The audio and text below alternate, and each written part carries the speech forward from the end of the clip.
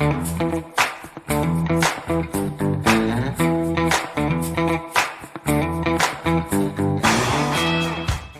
tayo sa San Mateo Isabela, kahapon nandun tayo sa bandang Quirino.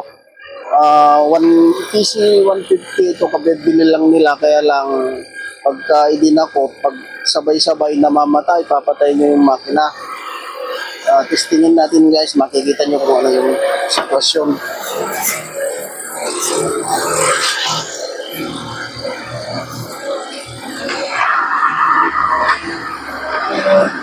Pagka idadakot ko ito, ayun, makikita nyo yung madidinig nyo yung makina, mamamatay.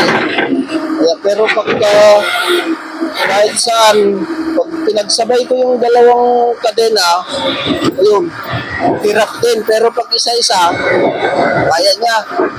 Ayan, okay lang pag single-single. Pero pag pinagsabay, ito, ayun, nahihirapan, mamamatay. Kahit dito sa kamay, ganun din. Ayan, namamatay guys pagka pinagsabay-sabay. Pagka single-single, okay lang siya. Ito yung ayusin natin ngayon. Ibabalik natin dun sa garahe.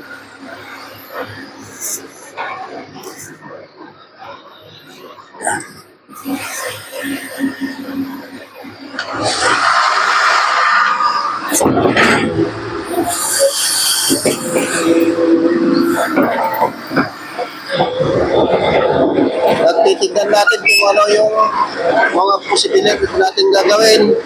Subaybayan nyo lang guys.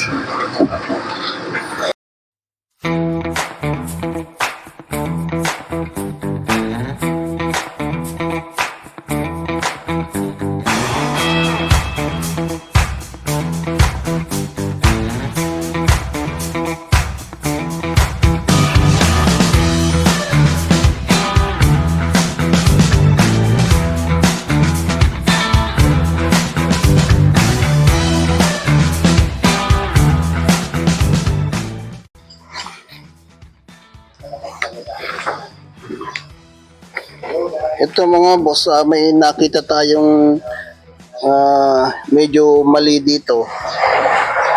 Yung kasing dalawang pump na yan, individual. Yung isang, yung gawing kanan, dito rin sa gawing panloob na control valve. Ito yung pinaka-monitor niya.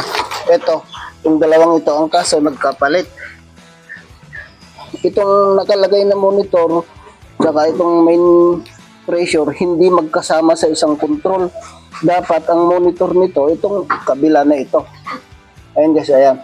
Itong kabila na ito, yun dapat ang magiging monitor nitong itong isang main pressure na ito, itong isang main pump.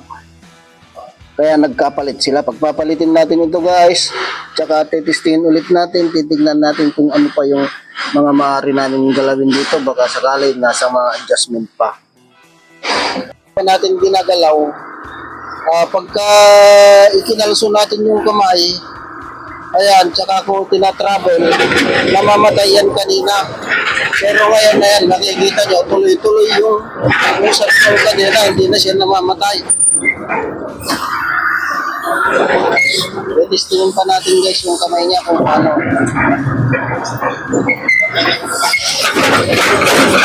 Ang kan lang sa kanya, nag-low speed siya ng konti, pero magdadagdag tayo ngayon ng speed niya. Speed na lang yung ating gagawin.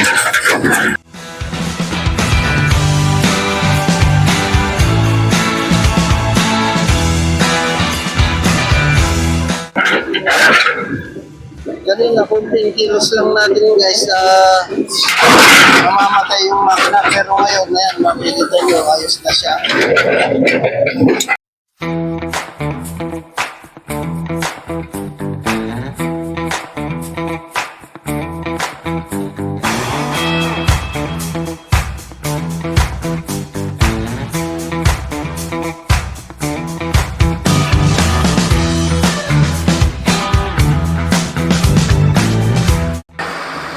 Ay! Pagkat dyan.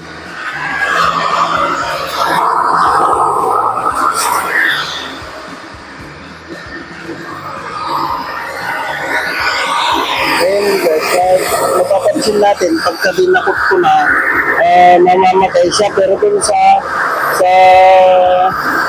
dito sa travel niya, okay na, normal na siya. Kaya mag-adjust natin ngayon yung individual valve, lalo na sa extension kasi doon siya nahihirapan. May kanya-kanya individual valve naman yun guys. Tututin natin mamaya, isa-isahin namin pakikita sa inyo.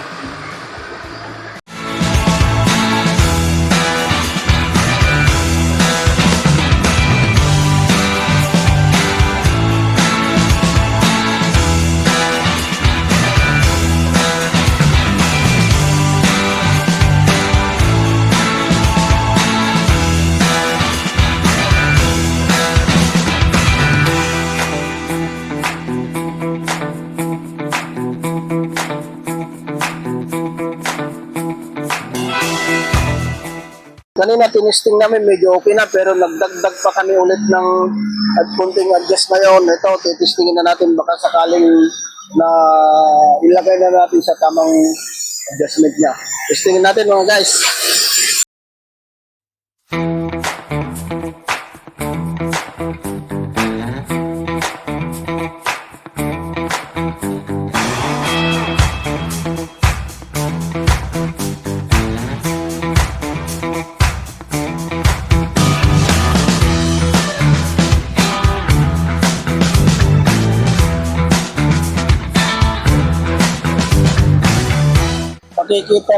Pakikita ko sa inyo guys kung ano yung mga ginawa namin dito, yung mga in-adjust namin.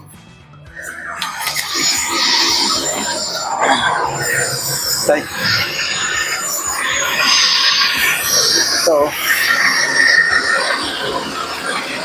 ito mga boss, ayan, nag-adjust tayo ng, kasi naiipit dito yung valve kasi ito ng return. Nag-release tayo ng konti dahil nasasakal na siya. Saka dito sa main relay, ayan, nagbawas din tayo ng konti dahil nakabili siya, kaya naka-overpressure. Tapos dito sa main pump,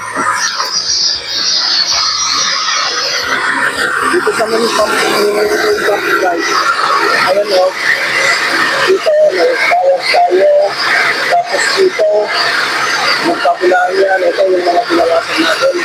Yan lang naman yung binalang natin guys para mag-relax yung makina. Saka nga pala ito, dating hindi gumagana, wala siyang power, kaya nilektahan muna namin ito. Ang galing dun sa baterya, ito. Galing po sa battery ito, direktan muna natin. Kaya dahil ito yung dating dahil niya wala nang power. Kaya direktan namin namin. Kaya kailangan kasi mapapagana mo yung gumagana yung solenoid na yun para mag-relax. And guys, unusin ko rin pa naman. Salamat.